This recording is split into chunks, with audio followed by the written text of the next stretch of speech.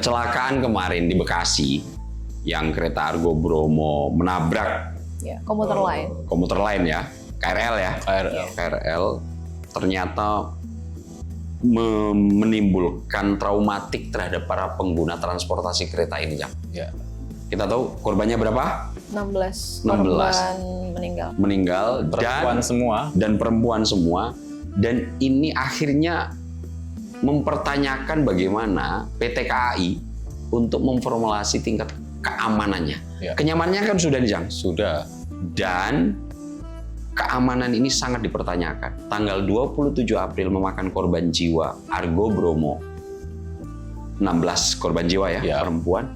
Kalau nggak salah, nggak lama berselang, Jang. 4 hari setelahnya, Mas. 4 hari setelahnya. 1 Mei. 1 Mei, apa yang terjadi? Di Grobogan, kereta Argo Bromo Anggrek nabrak mobil rombongan haji, 5 orang tewas. Ngeri ini kan. Keselamatannya sangat dipertanyakan. Makanya kemarin ketika Bang Dasko, Raffi Ahmad, pas kejadian kereta api yang pertama menabrak tabrakan yang di Bekasi Timur ya. Yang di Bekasi Timur itu, ya ini bisa menguak kotak Pandora terkait dengan bagaimana sistem keamanan perlintasan sebidang yang saat ini nanti ayo kita diskusikan nih. Ngeri ini ternyata. Gua punya pengalaman pribadi, lo punya pengalaman pribadi, kayaknya lo juga punya pengalaman pribadi. Saya disebutnya waktu pas kuliah angker. Kereta. Oke, Mas Ab dan juga Mas Icang, kita akan sapa terlebih dahulu ini sahabat ngutik. Setelah itu kita akan melanjutkan kembali ulikannya terkait dengan sistem transportasi kereta seperti itu. Assalamualaikum warahmatullahi wabarakatuh. Halo sahabat ngutik dan juga pemirsa Sinpo TV. Salam sehat, salam bahagia, salam ngutik kembali. Ayo kita ngulik politik. Oh yeah.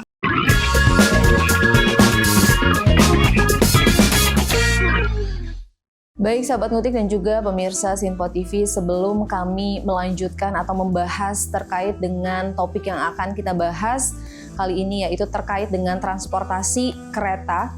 Sebelum itu saya mewakili kru dari Ngutik ingin mengucapkan turut berbela-sungkawa atau berduka cita yang sedalam-dalamnya atas kecelakaan yang menimpa kereta api Argo Bromo Anggrek dan juga kereta komuter lain Cikarang di stasiun Bekasi Timur yang terjadi pada April 2026. Dan saya akan mendiskusikan terkait dengan topik dari pembahasan mengenai khususnya transportasi kereta yang juga saat ini menjadi diskursus di banyak pihak. Seperti itu, saya akan mendiskusikan hal ini bersama dengan teman diskusi saya yang juga sudah hadir di studio Ngutik, yaitu Mas Abdul Hakim dan juga Mas Tirdi Canggi. Mas Ab, Mas Isyam. Ya. Sehat? Hadir. Waras, enak, seger ya Jang ya? Segar. Alhamdulillah. Mas Ab dan juga Mas Icang. Di awal tadi memang sudah kita bahas begitu ya terkait dengan tragedi kecelakaan kereta yang juga terjadi di Bekasi Timur yang menewaskan 16 korban jiwa dan juga kalau saya tidak salah mencatat ada 100 korban luka-luka yang mayoritas perempuan. Bahkan Mas Ab juga tadi sempat menyatakan begitu bahwa Mas Icang juga 4 hari selang kejadian tersebut di Grobogan juga Jawa terjadi Tengah, ya? juga kereta api yang sama begitu ya? Iya, Argo Bromo juga. Argo Bromo Anggrek juga. Dan itu Jang, sampai karena ada kecelakaan 2 kali diruat nih kalau nggak salah. Diruat, ganti nama sekarang jadi Argo Anggrek saja. Oke. Kejadian tersebut tentu saja ini tidak hanya menyisakan duka yang mendalam seperti itu. Yang ini Neng, kalau nggak salah informasinya Jang, yang digerobokan itu yang mau berangkat haji, Jang. Rombongan haji, betul. Iya kan? Ini hari pula, nggak ada yang jaga perlintasan pula, Mas. Nah, berapa itu korbannya? 4 orang ya? 5, Mas. 5 ya? 4, 1 luka berat, 1 menyusul yang 4 itu. Oke. Bahkan ada anak kecil juga. Ada anak kecil.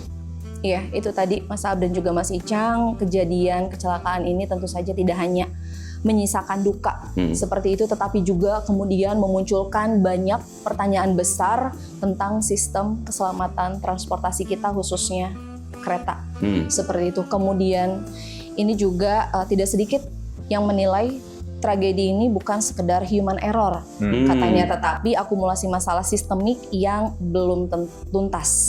Kemudian perdebatan juga muncul ini terkait dengan human error kah versus dengan sistem error. Seperti itu. Untuk ulikannya, seperti apa pandangannya Mas Ab atau Mas Icang? Lo gimana, Jang? Oke, jadi kita yang pertama harus nyebut disclaimer dulu Mas ya. Iya, apa? Bahwa kita bukan bermaksud mendahului laporan investigasi KNKT ya. Ya. Oh iya, iya. Karena Ini kan proses investigasinya masih berjalan Masih ya. berjalan, masih Per hari berlanjut. ini tadi kan ketua KNKT kan ke DPR, ditanya oleh wartawan bagaimana prosesnya, masih ongoing, masih mengumpulkan data, semacam ada black box mungkin ya. Ya, Di ya. taksi juga di petugas kereta segala macam, juga menanyai saksi-saksi di lokasi. Pas ditanya kira-kira kapan selesai, belum ada definitif waktu. Ya. Gue juga sempet cek Mas, Tia, di website KNKT itu ada kasus yang dulu-dulu gitu ya. Ya. Dari kejadian kecelakaan kereta sampai laporan turun itu paling cepat tuh 1 bulan Mas. Oh iya, iya. Yang Masih lain lama bisa ya. berbulan-bulan lagi. Iya, iya, iya. Nah tapi kan sekarang kan era ini Mas ya, media sosial itu sudah banyak orang-orang partikelir. Ya. Misalkan kayak ada komunitas kereta yang sangat paham soal teknis kereta. Juga ada sebagian orang dalam kereta juga Mas, yang sempat di kereta api tapi sekarang di luar, sempat memberikan pandangan. Yang paling menarik itu pas gua cek laporan investigasi media kumparan Mas. Apa yang dilaporkan di situ? Jadi mereka ini menggunakan sistem OSINT Mas ya, Open Source Intelligence. Oh sorry, Oke. itu kan yang dipakai oleh para netizen terkait investigasi demo Agustus juga, Yang Cak, ya? pembakaran halte itu ya? Dia ngecek Oke. CCTV, Iya, iya, menanyai orang lokal setempat, warga lokal segala macem. Yang paling menarik buat gua, Mas Aap Neng Tia, adalah ternyata ada jeda waktu antara pemicu awal tabrakan itu, taksi yang mogok di Oke. Jalan Ampera ya, Iya. perlintasan sebidang itu, Itu dia. dengan kejadian tertabraknya KRL dari belakang oleh Argo Bromo Anggrek, Oke. itu ada jeda waktu 30 menit lebih, Mas. Loh, harusnya kan itu waktu yang cukup untuk melakukan mitigasi risiko, Jang. Itulah. Jadi kalau kita mau sedikit review ya, itu kan sekitar 20 menit. Oke. Itu mogoklah taksi hijau itu. Oke. Bukan dari arah Jakarta, itu Oke. dari arah Cikarang menuju Yang Jakarta. menuju Jakarta, itu yang nabrak kan? Itu yang nabrak, Betul. taksi itu. Dan lokasi tertabrak atau tertempernya itu taksi itu cuma 200 meter dari stasiun. Oke. Namun ada jeda di situ Mas, sekitar 11 menit. Oke. Itu dari mogok ke ketabrak Mas. Nggak langsung, tapi mungkin disitulah kekurang sigapan ya untuk mengantisipasi itu. Karena itu ramai dan ada yang bilang gangguan sinyal, Oke. makanya yang dari Jakarta KRL menuju Cikarang berhentilah di Bekasi Timur. Oke. Itu pun nggak langsung nabrak, ditabrak belakang. Oke. Total waktu dari mobil mogok taksi sampai ketabraknya KRL oleh Bromo Anggrek 31 menit, Mas. Oke. Disinilah dipertanyakan apakah sinyalnya itu nggak diterima oleh masinis, dan inilah yang bikin gue penasaran. Akhirnya sempat gue cek Mas ya. Ada satu orang, beliau ini mantan pejabat di kereta api. Oke. Memang menitik beratkan, selain tadi itu kita bahas perlintasan sebidang, ternyata memang Mas, sinyal dan terutama jaringan komunikasi KAI konvensional kita itu masih analog, Mas. Loh, nggak semacam canggih kayak kalau di pesawat terbang itu apa? ATC gitu. Beda, Mas. Jadi ternyata kalau yang dinaungi KAI yang udah canggih digital itu baru KCIC kereta Oke. cepat dan LRT Jabodetabek. Oke. Itu mereka udah terenkripsi, udah terekam secara otomatis, ya kan? Udah langsung nge-link ke pusat Ada data. kayak kita nonton GPS gitu ya? Yes, dan udah langsung ngerekam real time juga. Oke. Datanya langsung terkirim. Ini ternyata masih analog VHF namanya. Dan kita tahu Mas, yang namanya di kabin masinis itu nggak seperti bayangan kita Mas. Kayak gimana tuh? Itu sumpek dan bising Mas. Kalaupun mungkin ada ya yang coba untuk menelpon kah atau apa ya ke masinis, mungkin nggak langsung dengar langsung apa peringatannya. Oke. Inilah ironisnya ya, karena kan kalau kita agregat jumlah penumpang dari misalkan KCIC ataupun LRT dibanding KRL dan kereta jarak jauh kan jauh Mas. Ya. Per hari aja KRL itu dia itu ada penumpang hampir 1 juta rata-rata. Sehari. Jabodetabek. Oke. Sementara kita tahu lah, kalau kita tengok ke belakang ya Mas ya, masih ingat nggak dulu zaman barbarnya KRL Mas? Waduh, gua ngalamin itu. Itu gimana ceritanya? Ada cerita nggak Mas? Wah, gua sih ini kalau pinjam istilahnya Neng Tia tadi, angker gua Cang. Ya, jadi gua kan tahun 2000 lulus SMA, gua datang ke Jakarta langsung tahun 2000, itu kereta masih barbar lah Cang. Barbar ya? Ya, gua dulu tinggal di daerah Bojonggede, naiknya itu selalu karena gua tinggal di daerah Sasak Panjang, ke stasiun terdekat Bojonggede. Nah dari Bojonggede kemudian gua kuliah di UI Jang. Oke. Universitas ISIP Jakarta. UI ISIP ya. Gua juga UI Mas. Iya, kalau lu kan UI beneran. Kita bilangnya universitas insya Allah Mas. Oh, iya. Kalau lu UI kan yellow jacket kan. Yellow jacket ya. Universitas ISIP Jakarta. Jakarta. Sama nih dia nih junior gua nih. Junior. Nah, gua dulu naik kereta itu dari Bojonggede ke Lenteng Agung itu selalu kalau nggak gantung, kadang-kadang yang mayoritas naik di atas, tapi gue nggak berani itu Cang. Yang di atap. Yang di atap itu gue nggak berani, dan masih sejaman barbar itulah gue naik kereta. Oke. Gue nggak pernah menyangka ya perlakuan atau kemudian KAI mampu untuk merubah perilaku yang sangat barbar itu menjadi sangat tertib. Iya, itu transformasi besar itu. Wah, bagi gue itu ajaib Cang. Yang gue ngerasain bagaimana gue naik kereta kadang-kadang itu nggak bayar, ya minta maaf ya KAI ya waktu itu gitu kan. Jadi kalau misalnya ini kita belak-belakan aja, gue dulu itu kalau lagi nggak punya duit Cang, naik kereta naik aja Cang, karena kan peronnya itu nggak dijagain, nggak ada pintu khusus yang kemudian masuk gitu ya. Steril dulu Mas. Buat lalu lalang orang dulu kan. Buat lalu lalang orang, kemudian kadang-kadang gue kalau misalnya nggak punya duit ya sama kakak jualan di kereta situ gitu kan. Nah, waktu itu melihat kemudian kontra saat ini 180 derajat Cok. Ini secara kenyamanan, gue apresiasi total. KAI jempol, meskipun gue dulu sering nggak bayar, minta maaf KAI ya. Karena waktu itu emang zaman sesusah itulah gitu. Nah itu gue selalu misalnya naik dari Bojonggede ke Lenteng Agung. Dan mobilitas gue, andalannya itu cuman kereta. Kenapa? Satu, tanpa hambatan, kecuali masing-masing stasiun. Jadi ya kalau di stasiun kan berhenti Cang. Oh ya. Iya kan. Nah tanpa berhenti di stasiun kan ya cukup lancar lah. Dari Bogor Lenteng Agung paling itu nggak sampai 35 menit, 45 menit sudah nyampe. Akan sangat berbeda itu kalau gua pakai transportasi angkot gitu. Angkot bis ya. Rutenya agak ngelambung tuh Cang. Misalnya kalau seandainya gue tinggal tuh daerah Parung, Sasak Panjang ke Parung harus ke Depok harus ke ISIP, bolak-balik, dan itu kadang-kadang kalau nggak perlu nggak jalan gitu. Nah yang paling memungkinkan cepat itu adalah kereta. Nah di sektor kenyamanan gue apresiasi penuh Cang. Transformasi waktu itu zaman siapa? Pak SBY ya? Pak SBY waktu itu menterinya Pak Dahlan Iskan, BUMN. Kemudian direktur KAI-nya siapa? Pak Ignatius Jonan. Iya, itu aja itu Cang. Kita harus berikan apresiasi. Kunci itu Mas. Kalau gue punya ini ya, pengalaman khusus. Kan gue pernah ngekos di belakang stasiun UI Mas. Cuman 50 meter mungkin. Itu tuh namanya pintu tikus. Itu buat gue lewat sehari-hari. Nah, di sektor itu Cang. Di sektor itu yang akhirnya gue memberikan apresiasi terhadap kenyamanan yang telah mendapatkan perubahan yang sangat signifikan dan sangat progresif, tapi di sektor keamanannya itu yang ternyata nggak sebanding Mas, akselerasi kenyamanan dengan safety-nya. Itu masih ada PR yang luar biasa besar. Tapi ya tadi yang Mas bilang ya, ini semacam blessing in disguise mungkin Mas ya.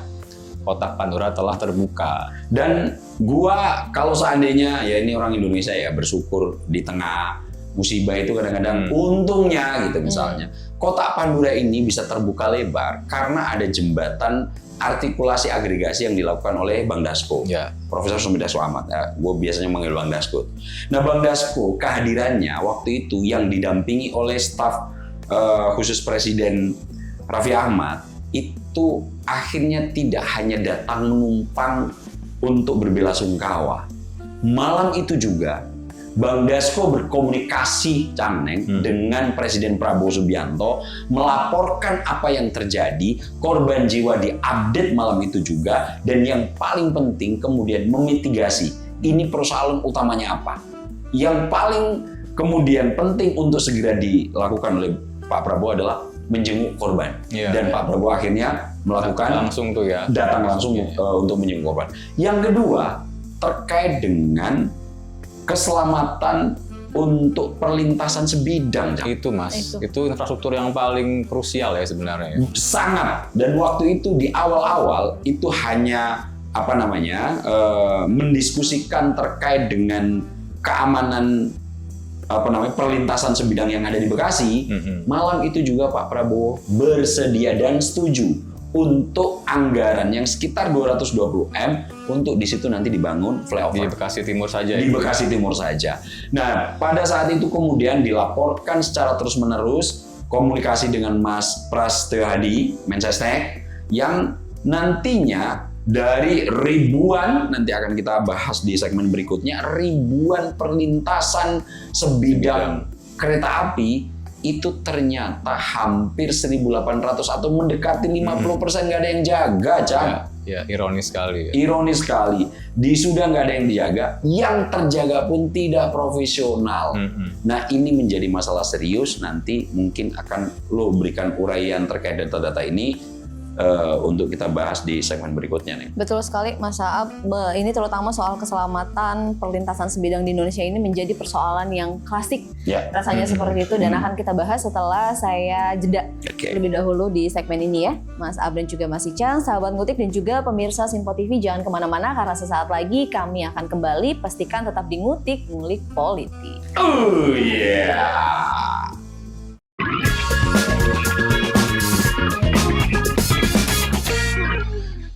Sahabat Ngutik dan juga pemirsa Sinpo TV, kembali lagi di Ngutik, ayo kita ngulik politik. Oh yeah. Baik sahabat Ngutik dan juga pemirsa Sinpo TV, kami akan melanjutkan kembali ini pembahasan terkait dengan kecelakaan kereta yang terjadi pada akhir April, karena memang kecelakaan tersebut kemudian akhirnya membuka kotak Pandora.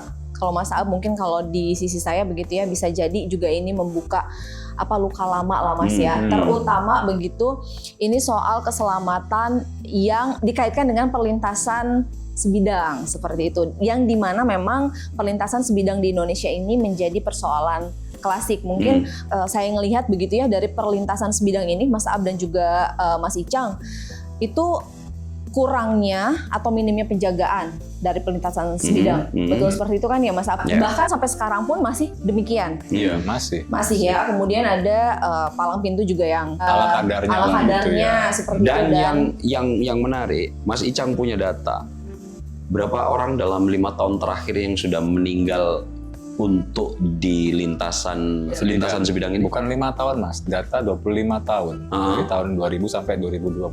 Oke. 500 lebih Mas. Ini kan nggak yang sedikit. tercatat. Yang tercatat. Kalau kita mau rata-rata berarti setahun itu 20 orang itu meninggal sia-sia ketika melintas di sebidang. Dan asumsi gua catatan itu mungkin belum akurat, Cang. Karena gua dulu ya. Kan gua di ISIP nih.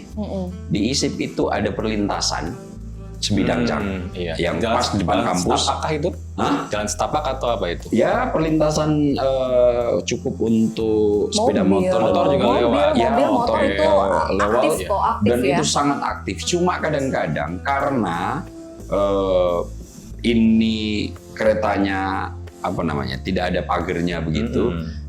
Semua untuk perlintasannya tidak di jalur yang dilewati motor dan mobil itu. Dan itu hampir mungkin 2-3 bulan sekali pasti ada korban kejadian itu. Meskipun kadang-kadang hanya luka, tapi untuk lo kan di akhir-akhir di awal-awal kuliah lo kan itu belum diperbaiki itu. Kalau sekarang udah mulai diperbaiki. Sekarang udah mulai ada flyover tapal kuda itu.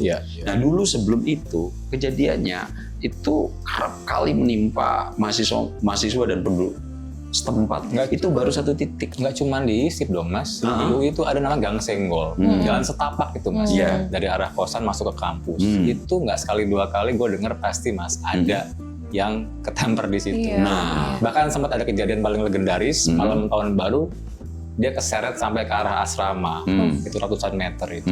Nah tadi pas offline kan lo sempet cerita tentang pengakuan masinis itu gimana? Betul, waktu saya kuliah mungkin udah puluhan tahun yang lalu sih Mas, kan udah rame banget tuh kejadian seseorang begitu ketabrak sama kereta lah atau pengendara motor, pengendara mobil gitu. Bahkan masinis saat ditanya, "Pak, gimana sih Pak rasanya?" gitu Oh, ini pengakuan masinis? Masinisnya, karena pada saat itu kan saya kebetulan jurusannya jurnalistik, terus biasa teman-teman kepo kan, ini setiap hari rasanya banyak sekali korban yang kadang-kadang tuh kita lagi kuliah, kita bilangnya bandeng-bandeng gitu Mas sebutannya bagi korban yang meninggal di tabrak kereta itu. Jadi kita bilangnya, aduh ada bandeng lagi nih, itu sering banget. Karena bahasa kayak gitu. Bahasanya yang ketabrak kereta itu bandeng? Iya, kalau di kami, pada saat itu ya Mas ya. Nah kemudian akhirnya ngobrol lah gitu sesama teman-teman, mereka bilang, masinis aja tuh pernah bilang gitu, kalau mereka nabrak orang itu rasanya udah kayak nabrak anak ayam. Saking seringnya. Dan akhirnya empatinya mungkin tidak mungkin nanti dia harus ngerem mendadak dong kan? Betul, karena katanya kalau misalnya kereta api itu ngerem mendadak justru akan menimbulkan korban jiwa yang lebih besar. Katanya seperti itu. Satu itu, yang kedua, yang di dalam kereta bisa tumpang tindih, nanti dia turbulen dan luar biasa kebentur kiri kanan itu Cang. Nah makanya ini kan sangat struktural Mas ya, tentang pelintasan sebidang ini. Karena menurut data yang gua baca Mas, ternyata ada 2 data tapi Mas yang berbeda Mas. Oh iya, gua sempet coba ya, gua bacain ya. Pertama data DJKA Kemenhub. Oke. Per 30 April 2026 itu terdapat 4.046 perlintasan sebidang di jalur aktif seluruh Indonesia. Se-Indonesia ya. Oke. Nah, dari jumlah itu Cang, 1.903 titik tidak dijaga. Iya, di Rut KAI juga hampir mirip Mas. Nah, kalau di KAI coba lo konfirmasi ya. Ada 3.674 perlintasan sebidang di Indonesia dengan 1.810 titik menjadi fokus penanganan. Betul. Yang dijaga atau nggak dijaga itu nggak disebutkan. Tapi ini ada rencana dari KAI 1.810 titik itu sebanyak 172 titiknya ini rencananya mau ditutup, Cang. Oke. Nah, ini mau ditutup. Kemudian untuk yang 1.638 titiknya itu memerlukan peningkatan fasilitas keselamatan secara bertahap. Nah, poin gua dari jumlah data ini, apa yang lo mau sampaikan? Disitulah Mas, jadi kita itu karena mungkin sudah agak terbuai ya dengan fasilitas kenyamanan yang sudah akseleratif Mas. Ya, sangat ternyata tidak sebanding kecepatannya dengan safety-nya. Per hari ini pun Mas ya, kemarin aja gue masih lewat di lintasan sebidang, kalau mau ke arah FKU itu Mas, itu ala kadarnya dijaga Mas. Kalau pas warlocknya masih jaga, itu masih enak, dia masih kayak ada semacam palang sederhana gitulah untuk nutupin. Tapi nggak setiap saat dia di situ. Itu kan cuman apa Mas, kita ngasih kelentungan itu loh Mas. Apa itu? Kotak amal aja gitu ke dia Mas. Kalau dia lagi nggak ada Mas, kita harus sangat aware lewat situ karena itu diapit 2 stasiun. Sebelah kanan itu stasiun UI, sebelah kiri Pondok Cina Mas. Betul, dan itu sangat mendistraksi suara ya. Sangat. Nah tapi juga Mas, ada juga hal lain yang nggak bisa kita lewatkan. Apa itu? Soal pembangunan double track Mas. Oh iya tuh, seingat gua ya sebelum tahun 2000 itu trek ke Jawa itu cuma 1 loh Cang. Iya. Iya kan? Pak SBY Mas, baru double-nya itu. Ya baru double track kan? SBY. Nah, apa poin lo yang pengen lo sampaikan di situ? Harusnya, idealnya jalur rel KRL dengan KA jarak jauh terpisah Mas. Kemarin kan itu kan satu lajur rel yang sama. Apalagi sudah ada wacana untuk memperpanjang trayek KRL ke Cikampek. Sekarang kan mentok baru ke Cikarang, Bekasi, Kabupaten kan. Kebayang nggak nanti kalau sampai ke Cikampek sana Mas? Iya, kesibukannya cukup luar biasa kalau cuma double-nya tracknya terbatas. Tindih dan sayangnya memang ini sangat terlambat ya.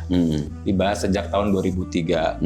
Tapi sampai 23 tahun ini belum ada kemajuan.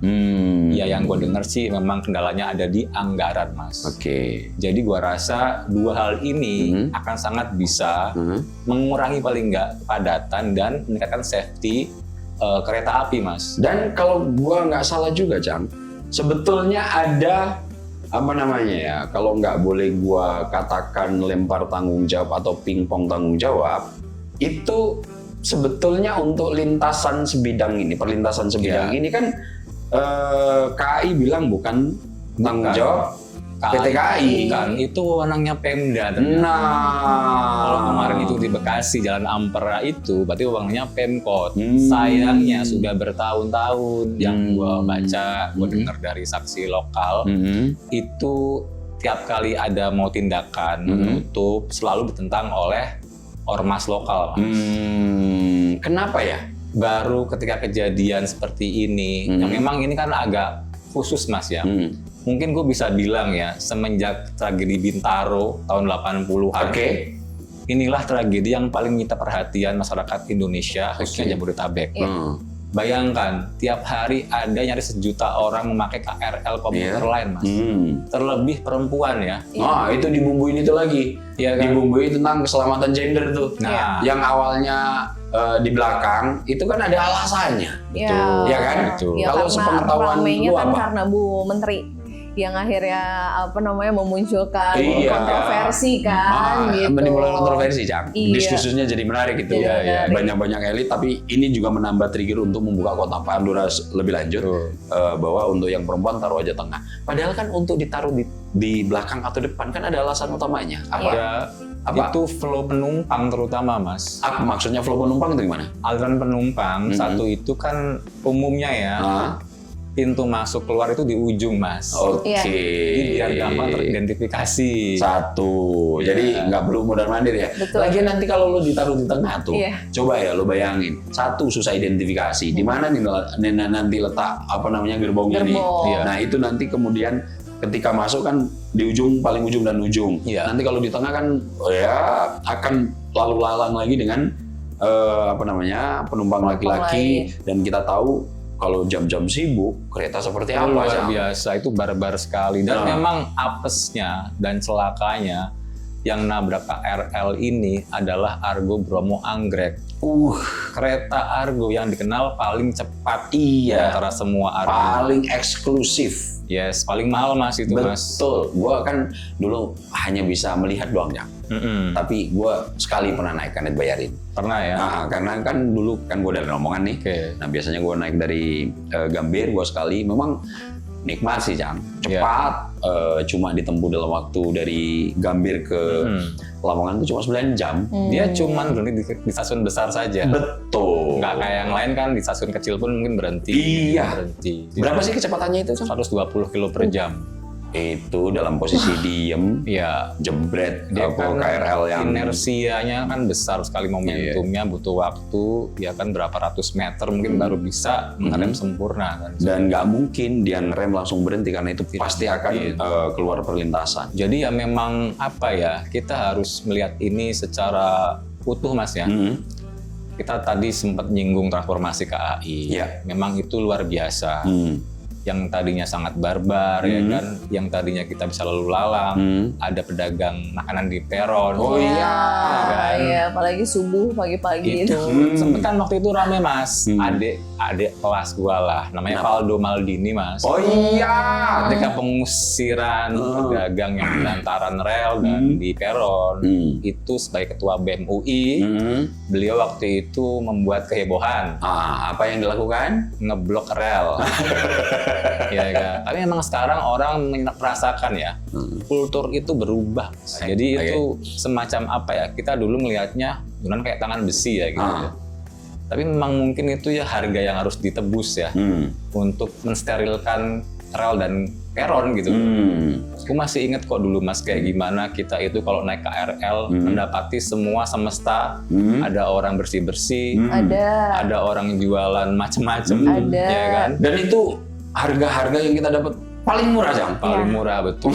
Yang apa sih yang sekarang orang itu beralih ke ini Mas ya, gerobak gitu. Gerobak ya. betul. Apa sih ada jual sisir, Jual sisir, jual lem, jual kebutuhan-kebutuhan rumah tangga yang semua di situ. Perkakas rumah tangga dengan harga yang sangat murah. Disitulah maksudnya mungkin ya selama ini kita agak terbuai dengan fasilitas kenyamanan dan juga ini Mas punctuality-nya, tepat waktunya ya. Iya. Kalau kita jarak jauh itu nggak pernah lewat 1 menit pun itu sekarang ya untuk keberangkatan. Tapi ternyata di sisi safety HSSC-nya PR besar. Iya.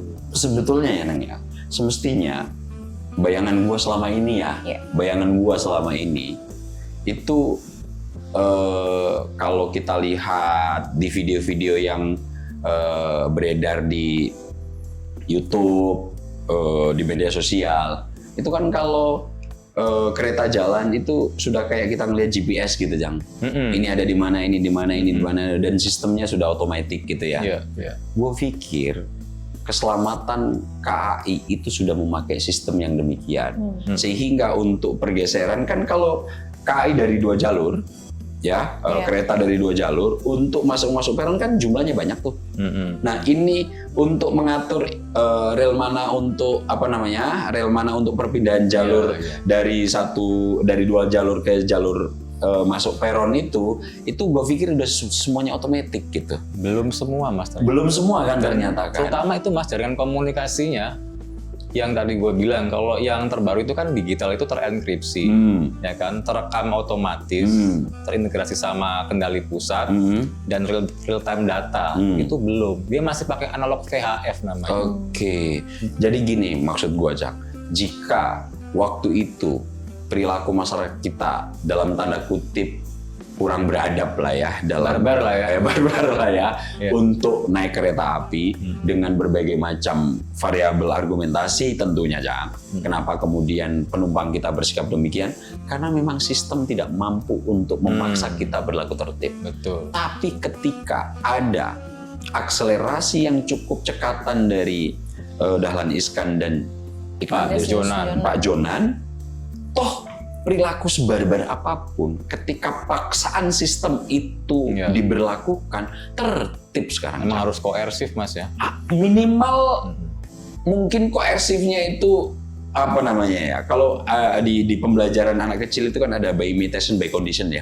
Dipaksa. Koersifnya itu Jang. Nah ini ternyata di sektor kenyamanan, di sektor safety juga itu sebetulnya Jang. Tapi untuk penumpang yang ada di situ dalam konteks bukan perlintasan sebidang, tapi yang naik di atas itu kan lo dulu sempet tuh kalau masuk kereta masih ada bau gosong. Pernah waktu itu masuk stasiun UI nyium bau gosong, pikir ada kebakaran, ternyata ada yang naik di atap kereta tersetrum. Nah itu sekarang kalau mungkin anak-anak Gen Z nggak bisa membayangkan, lihatlah jauh sekali. Lihatlah di mana masih berlaku itu di India dan Bangladesh.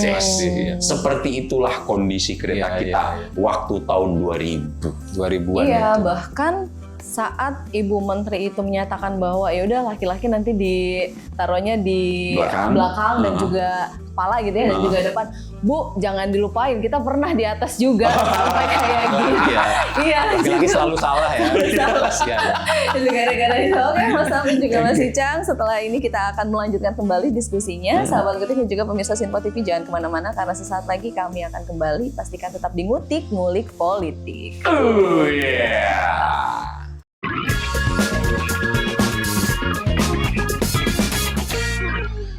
Sahabat Ngutik dan juga pemirsa Sinpo TV kembali lagi di Ngutik, ayo kita ngulik politik. Oh yeah. Baik sahabat Ngutik dan juga pemirsa Sinpo TV, saya akan melanjutkan kembali ini pembahasan tentang perkereta apian yang tadi juga sempat kita bahas di segmen-segmen yang sebelumnya. Saya akan membahas terkait ini tentu saja dengan teman diskusi saya Mas Ab dan juga Mas Icang ya, masih membersamai Ngutik di segmen terakhir ini Mas Ab. Oke Mas Ab dan juga Mas Icang, setelah tadi kan fokus awal kita sudah membahas mengenai perlintasan, kemudian ini juga perhatian publik kemudian bergeser pada sistem internal perkereta apian. Pertanyaan saya kemudian lantas apa yang seharusnya begitu saat ini dilakukan khususnya oleh pemerintah? Mas Ab atau Mas Icang silahkan. Ya, kalau untuk KAI, gue berharap aja lah.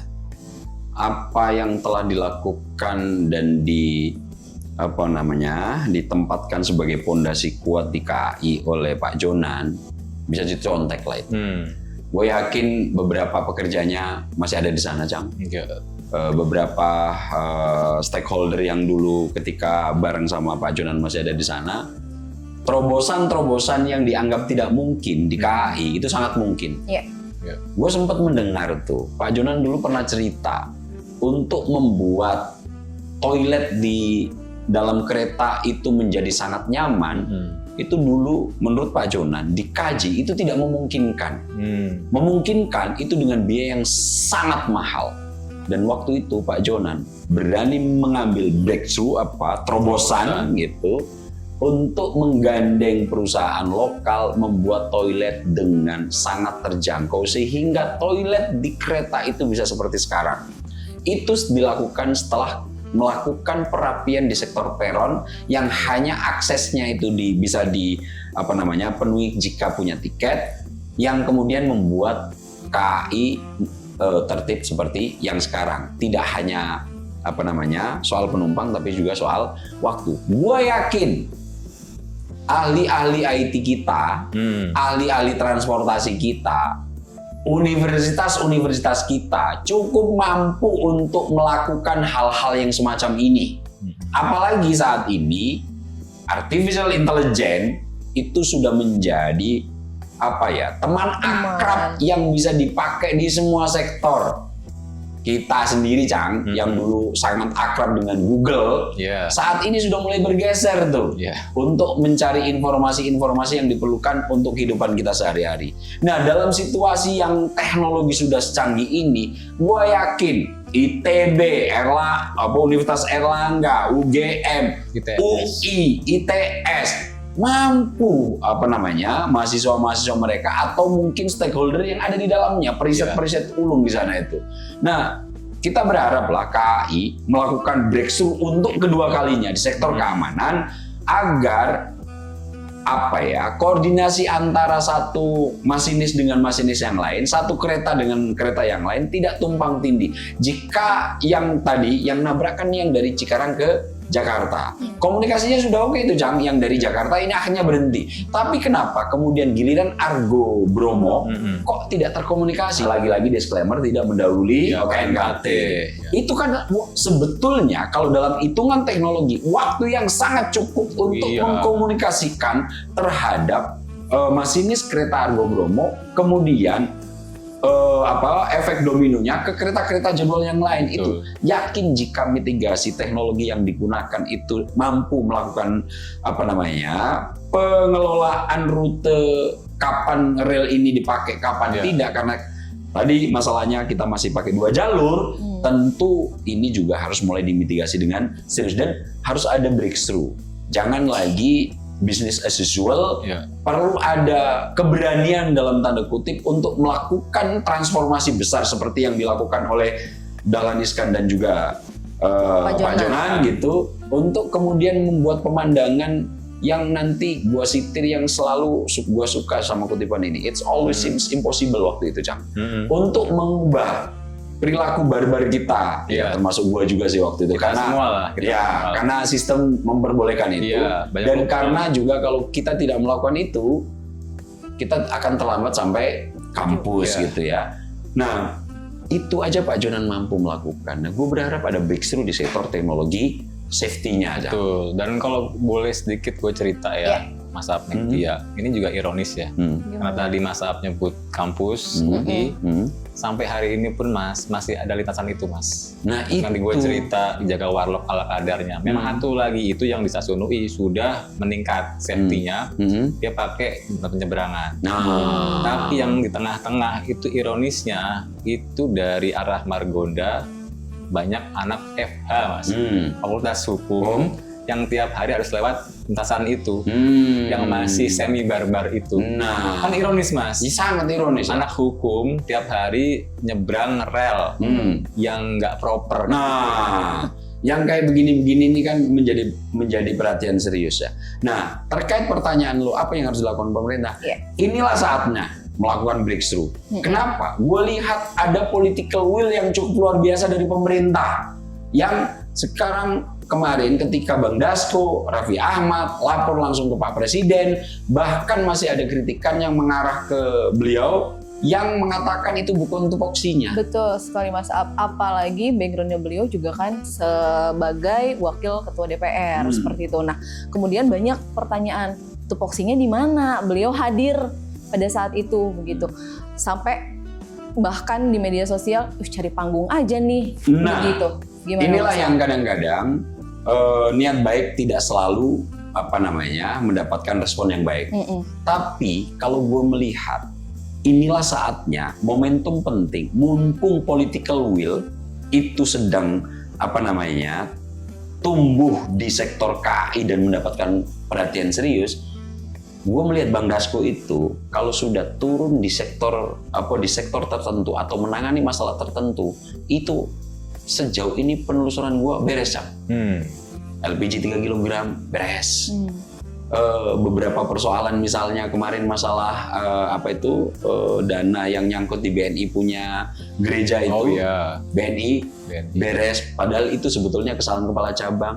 Dan saat ini Bang Dasko yang meluangkan waktu untuk langsung ketika kecelakaan terjadi, melihat malamnya langsung lapor Pak Prabowo, dan apa hasil yang kemudian oleh-oleh diterima oleh Pemkot Bekasi. Untuk perlintasannya malam itu juga Pak Prabowo setuju untuk membantu Pemkot Bekasi sebesar 200 miliar sampai 220 miliar untuk bangun perlintasan.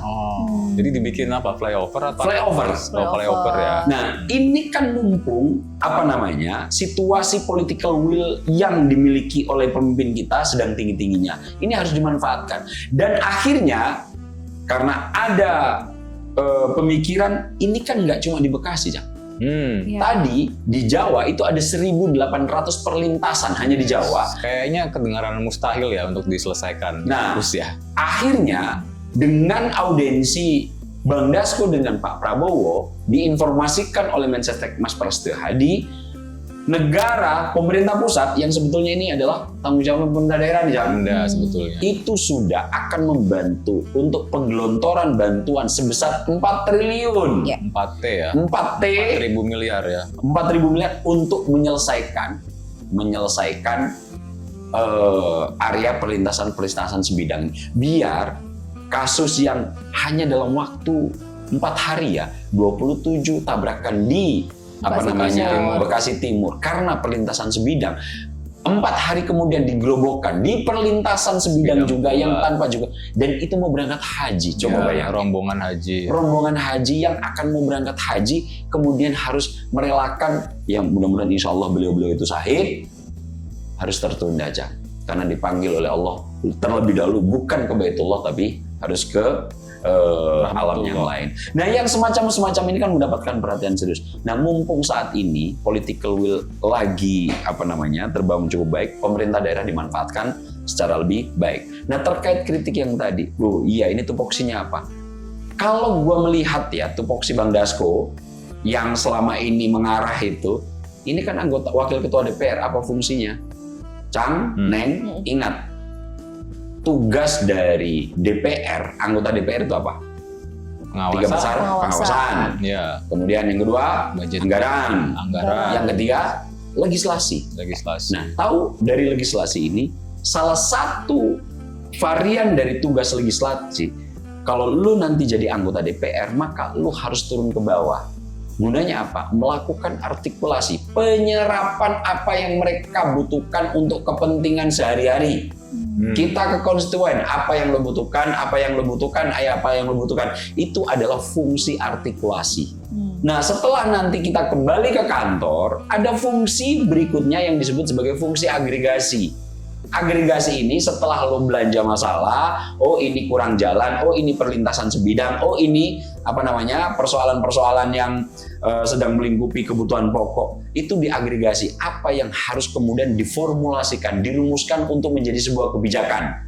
Kebijakan ada bentuknya dua, satu bisa dilakukan langsung atau dijembatani untuk disampaikan kepada eksekutif. Dalam konteks ini adalah pemerintah dalam arti sempit, Cang.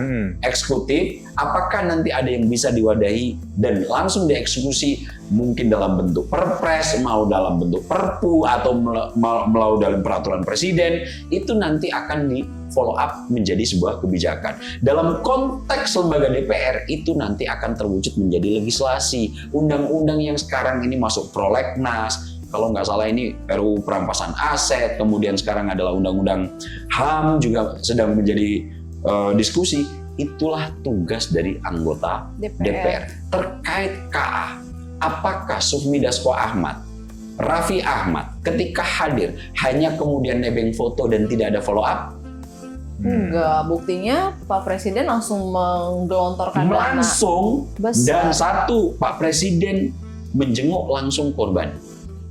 Nomor dua, untuk Pemkot Bekasi mendapatkan bantuan dari pusat langsung 200 sampai 220 miliar untuk bangun flyover.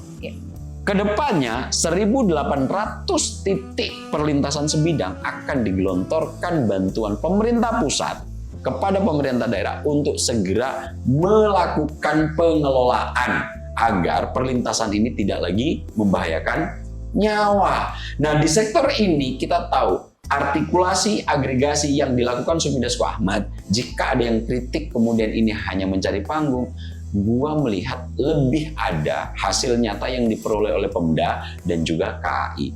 Nah, ini KAI ini harusnya pintar nih, Jang.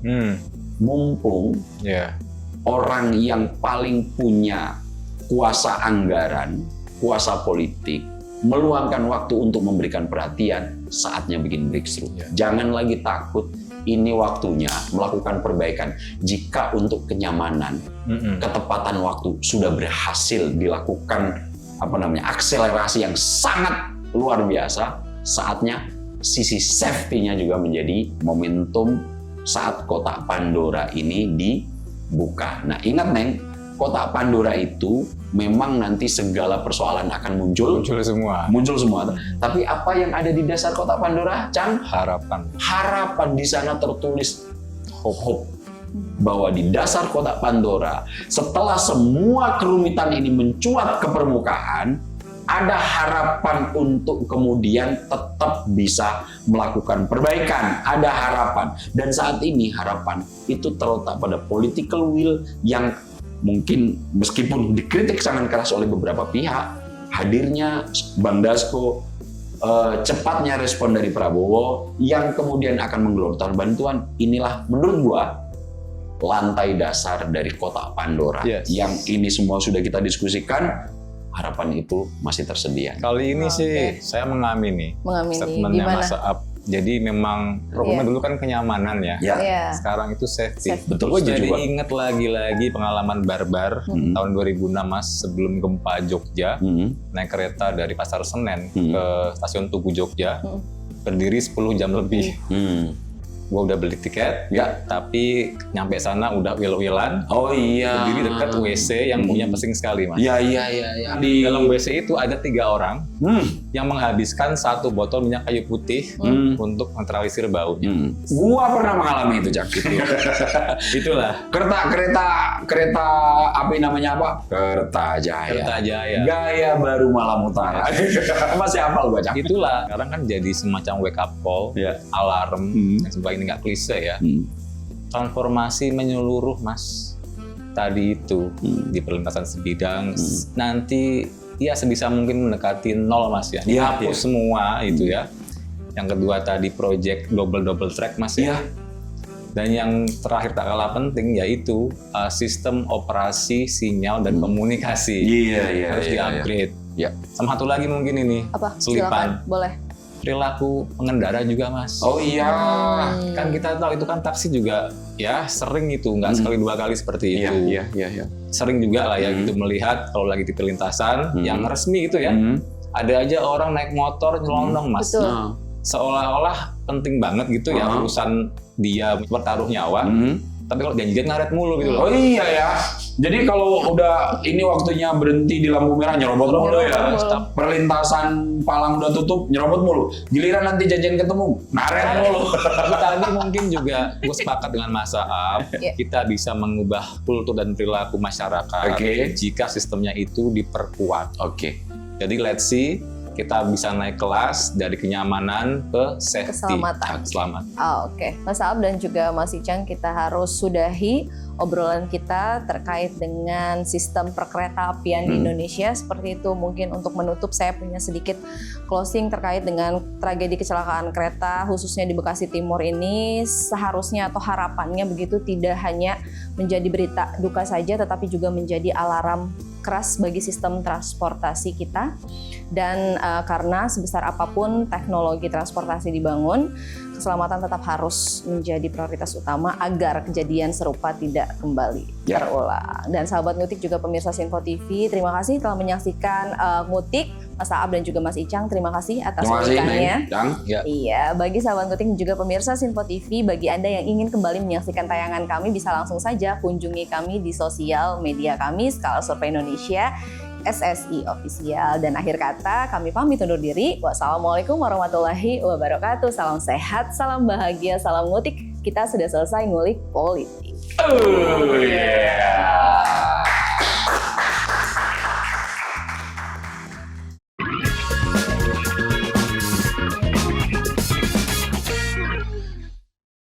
Berkolaborasi dengan. Terima kasih sudah menonton video ini sampai akhir ya. Agar tidak tertinggal video-video kami selanjutnya, yuk jangan lupa tekan tombol subscribe dan nyalakan lonceng notifikasinya. Dan untuk berdiskusi, silahkan tulis pendapatmu di kolom komentar ya.